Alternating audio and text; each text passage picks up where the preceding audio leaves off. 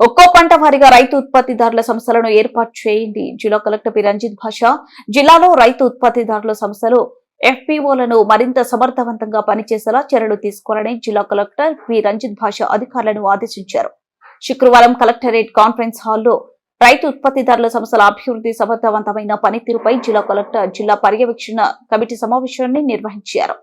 ఈ సందర్భంగా జిల్లా కలెక్టర్ మాట్లాడుతూ జిల్లాలో 28 మాత్రమే ఎఫ్పీలు ఉన్నాయని, ఈ సంఖ్య మరింత పెరగాలని ఆదేశించారు. పంటల వారీగా ఎఫ్పీలు ఏర్పాటు చేస్తే మార్కెటింగ్ సులభం అవుతుందన్నారు.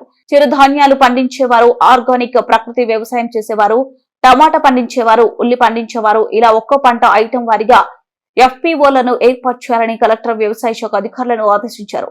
ప్రస్తుతం ఉన్న ఎఫ్పీఓలు కోల్డ్ స్టోరేజ్, ఫర్టిలైజర్ అమ్మకాల లాంటి పరిమితమైన కార్యక్రమాలు మాత్రమే చేస్తున్నారని, అలా కాకుండా ఎఫ్పీఓల ద్వారా రైతులు ఆదాయం వృద్ధి చెందేలా మరింతగా విస్తృతంగా కార్యక్రమాలు జరిగేలా చర్యలు తీసుకోవాలని నాబార్డ్ డీడీఎం, ఎల్డీఎం జిల్లా వ్యవసాయ శాఖ అధికారులను ఆదేశించారు.